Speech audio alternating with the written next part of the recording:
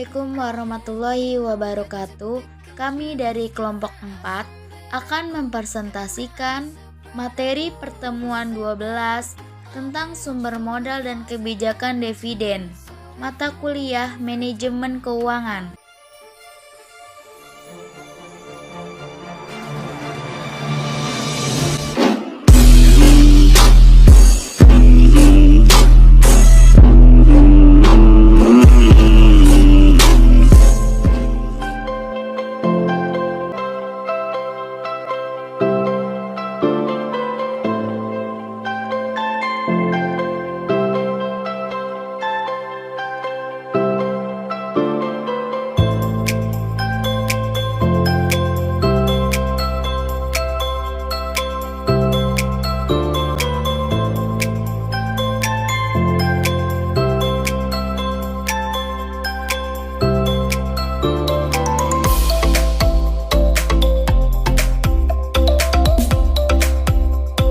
Kami dari kelompok 4 akan memperkenalkan anggota kelompok kami, yaitu yang pertama, Atika Sulistiani, yang kedua, Asrilia Kamila, yang ketiga, Aulia Zahratun Nafisah, yang keempat, Gita Amanda, yang kelima, Dela Nurfadilah, yang keenam, Suparti. Again.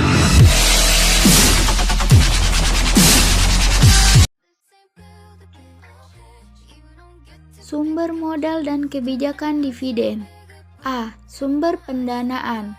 Yang pertama, sumber dana dari dalam perusahaan atau interansor dapat diartikan sebagai bentuk dana di mana pemenuhan kebutuhan dananya berasal dari dalam perusahaan itu sendiri. Dengan kata lain, dana adalah kekuatan atau kemampuan sendiri. Yang kedua, dana dari dalam perusahaan dapat diadakan dengan menggunakan laba cadangan dari sebagian sisa hasil usaha yang merupakan unsur dana sendiri dan sebagai sumber dana intern.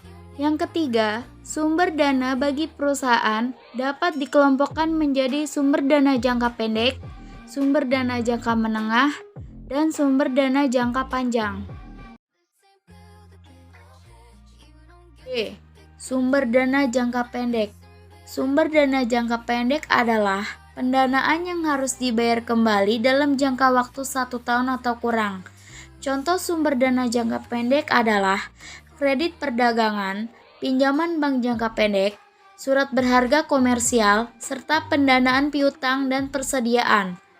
Berikut contoh dana pinjaman bank yaitu: yang pertama, kredit usaha kecil menengah, yang kedua, kredit tanpa anggunan, yang ketiga, leasing, yang keempat, kredit pasar uang, yang kelima, letter of credit, yang keenam, factoring. C. Sumber dana jangka menengah.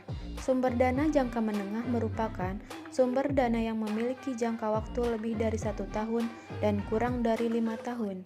Jenis sumber dana jangka menengah diantaranya adalah term loan, equipment loan, dan leasing. D. Sumber dana jangka panjang.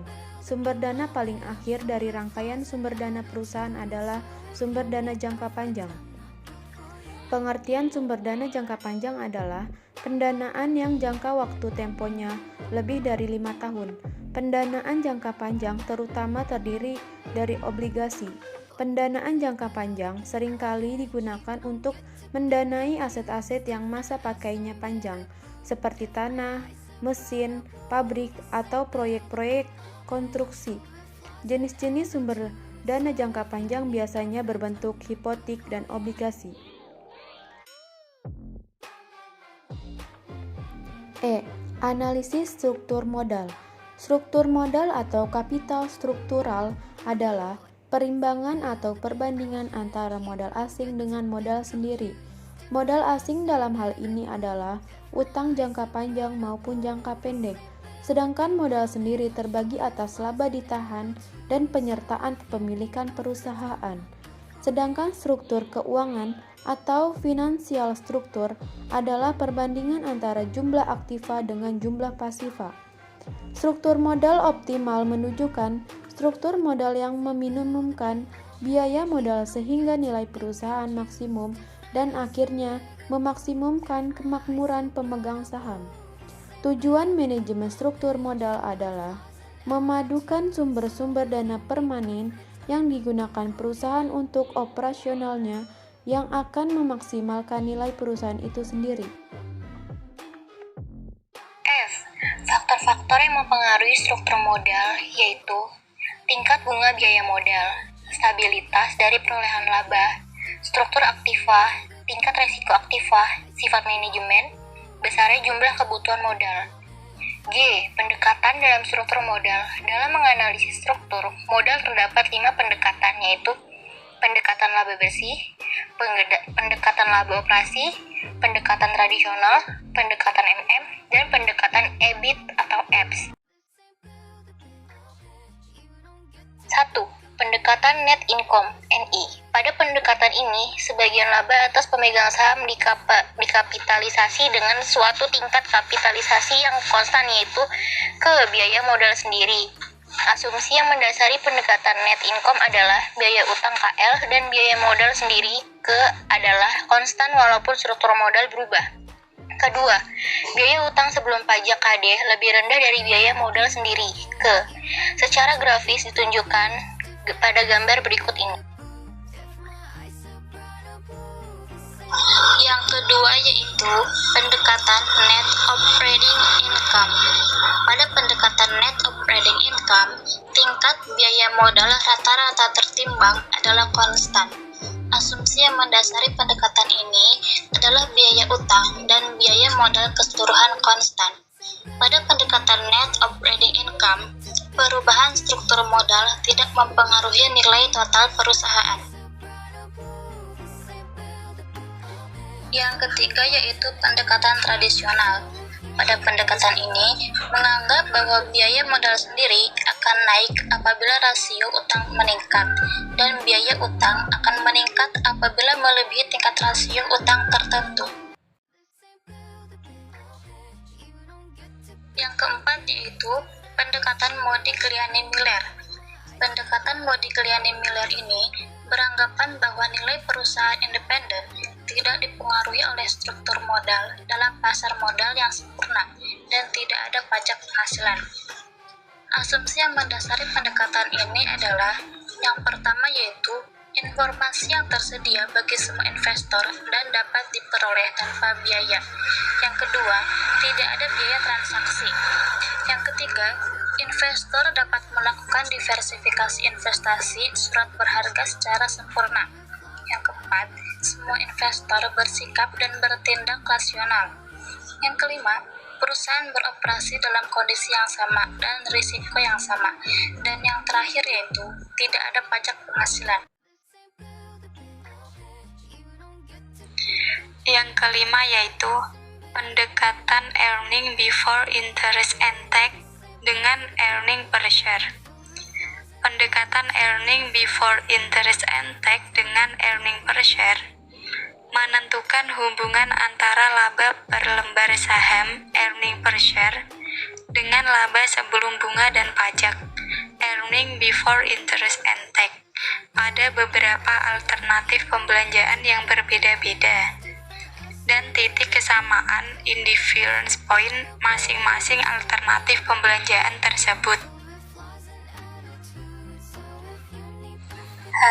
Kebijakan dividen. Kebijakan dividen atau dividen policy merupakan keputusan apakah laba yang diperoleh perusahaan pada akhir tahun akan dibagi kepada pemegang saham dalam bentuk dividen atau akan ditahan untuk menambah modal guna pembiayaan investasi di masa yang akan datang. Kebijakan dividen merupakan bagian yang tidak dapat dipisahkan dengan keputusan pendanaan perusahaan. Salah satu kebijakan yang harus diambil oleh manajemen yaitu memutuskan apakah laba bersih yang diperoleh selama satu periode dibagi semua atau dibagi sebagian untuk dividen dan sebagian lagi tidak dibagi, atau menjadi laba ditahan. Dividen kas merupakan bagian laba yang dibagikan kepada para pemegang saham. Ada dua jenis dividen, yaitu dividen saham preferred dan dividen saham biasa. I. Pertimbangan manajerial dalam pembayaran dividen. Faktor yang dapat dan harus dianalisis perusahaan dalam praktik ketika melakukan pendekatan terhadap keputusan dividen antara lain: 1. Kebutuhan dana bagi perusahaan, 2. Posisi likuiditas perusahaan, 3. Kemampuan untuk meminjam, 4. Pembatasan dalam perjanjian hutang, 5. Pengendalian perusahaan. J. Kebijakan pembayaran dividen. Ada beberapa bentuk pembayaran dividen secara tunai atau cash dividen yang dilakukan perusahaan kepada para pemegang saham. Bentuk kebijakan dividen tersebut yaitu: 1. Kebijakan pemberian dividen stabil, 2. Kebijakan pemberian dividen yang meningkat, 3. Kebijakan pemberian dividen yang konstan, 4. Kebijakan pemberian dividen yang rendah ditambah ekstra. K. Stabilitas dividen. Stabilitas dividen adalah pembayaran dividen yang stabil dalam jangka waktu yang lama. Sedangkan kebalikannya adalah pembayaran dividen yang sesuai dengan persentase tetap dari penghasilan perusahaan.